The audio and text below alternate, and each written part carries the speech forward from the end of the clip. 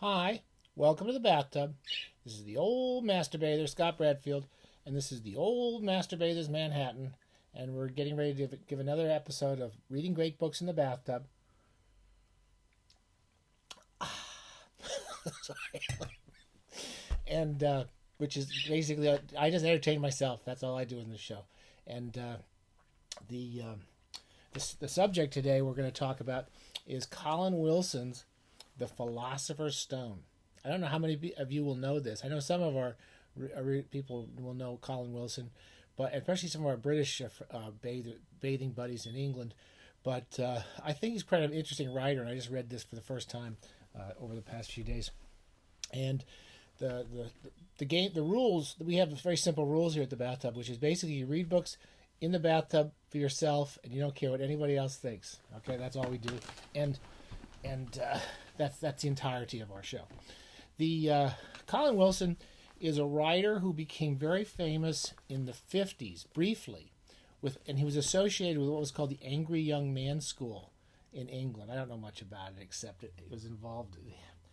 There was that famous playwright whose name escapes me already because I'm going senile, and they were sort of associated with this thing called the Angry Young Men. They were usually working class kids who didn't go to Oxbridge or Oxford or Cambridge, who were kind of slightly self-educated, who kind of broke through this kind of pretty difficult. It's a pretty insular literary world in England, even more so than America. So anyway, in the 50s, Colin Wilson was from Leicester. He didn't have a lot of literary luminaries coming from Leicester in those days. And he wrote, his first book was called The Outsider, which was a book of philosophy, which I read when I was like in my early 20s. A friend gave this to me.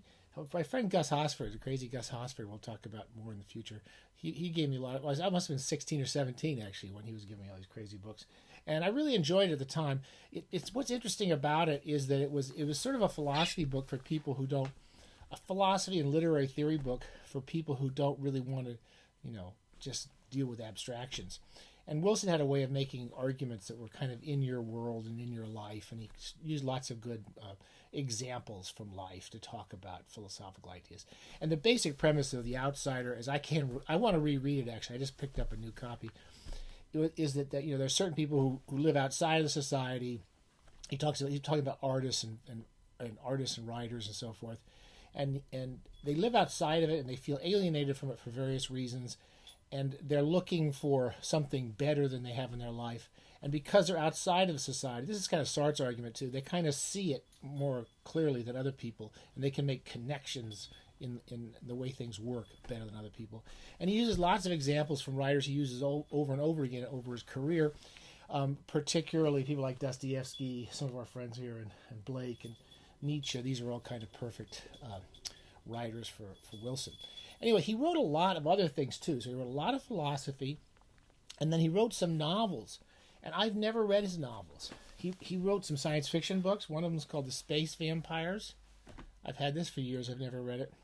It was made into kind of a crazy movie called Life Force by Toby Hooper, the guy who did a movie I'm never going to go see. There's Dodo. It's a master bather's parakeet. He did a Life Force, which is known by many people as a horrible movie, but I kind of liked it. Toby Hooper was famous for doing the Texas Chainsaw Massacre, a movie I'm never going to see. And the Space Vampires, I never read it. I do want to kind of read it now. He also wrote a book about fantastic literature, in which he talks a lot about H.P. Lovecraft, a character who's going to show up in a lot of his work afterwards. And I've had this for a long time. I've always wanted to read it because he's kind of a good writer to think about fantastic literature. Okay, so that gets us to this book here, which is called The Philosopher's Stone. It's the only novel of Wilson's I've ever read. He also wrote, I've got another novel of his here, which I've never read, Ritual in the Dark, which is one of his early novels about, he wrote a lot of books about serial killers and psycho killers and sexual predators. And The Philosopher's Stone isn't any of that. The Philosopher's Stone it seems like a modern Wellesian novel. It reminds me a little bit of Christopher Priest in a way, but it's not really like any other novel I've ever read. I picked it up, again, this must be back when I knew Gus when I was 16 or 17, 18. It was called the Rediscovery Series. And Joyce Carol Oates picked it as the book she thought had been neglected the most in the past few years. And I've got it then, and I never got around to reading it because I'd read a lot. I usually tended to read his nonfiction because Wilson wrote a lot of interesting, wacky, weird, kind of nutty nonfiction. Most of the stuff after The Outsider got increasingly interesting and crazy. Where The Philosopher's Stone kind of puts in, it's basically a novel. It's basically a philosophical novel, and in it, Wilson takes all these kind of wacky ideas he has about these kind of isolated individuals who are outside of society, but who develop skills and abilities that could be considered extrasensory. Okay, they have abilities to see things, understand things better than anybody else. And in the course of The Philosopher's Stone, this guy, I forget the narrator's name, but it's just about a guy who's exploring all these ideas he has. And one of the ideas that Colin Wilson was interested in was, after The Outsider, he was interested in the idea of visionary experiences, or what Maslow, I think Maslow, American psychologist named Maslow, talked about peak experiences. So when people are in really good moods, when you're really happy and you feel like everything's going well, which I don't feel. I think you get fewer of those as you get older, but you feel like you really know what to do next, and you really know what's going on. You really understand life, and you're really happy about it. And he calls those peak experiences, Maslow. And Wilson was interested in them because he thought that these were kind of things that drove human endeavor and human achievements. And in The Philosopher's Stone, a guy learns to develop these abilities in his head. And he and another guy, they go through these various explorations. And in the course of it, they learn how to stimulate some part of their brain. I don't remember which part. And they learn how to stimulate it. And by stimulating it, they can actually make themselves live, like possibly forever. He's suggesting they could live forever. And they start to see the world better than anybody else. And they understand things better. They have experience. And so the whole book is kind of just this analysis of what he does. So they go off, they start to explore extrasensory phenomena. They start exploring ghost houses. They start exploring history. They have these kind of time travel ability where they can go into a room, and they don't actually go back in time, but somehow they can actually put together all the particles of experience in that room and then merge that with a sort of collective unconscious, like a Jungian collective unconscious, and they could kind of see into the past. And the book is kind of slow. There's not a lot that happens in The Philosopher's Stone, but Wilson can take crazy ideas and make you believe them. I think that's kind of what fantasy writers are supposed to do. They're complete. Once you put the book down, you think this is completely nonsense. But when you're reading it, you kind of say, yeah, maybe I could live forever. Maybe I just put this little piece of gum wrapper in my brain, and I'll be able to see visionary experiences. So Wilson really brings you along. What's also odd about Wilson is he'll kind of compare. He'll read like a philosopher and a scientist and like a behavioral scientist, and then he'll throw in like H.P. Lovecraft. And treat H.P. Lovecraft as an authority in the same way that a psychologist is an authority or a scientist is an authority. And he'll say, well, H.P. Lovecraft had this ability to see into the reality of life. He's constantly quoting H.P. Lovecraft in his work, which is kind of one of the oddest parts of it.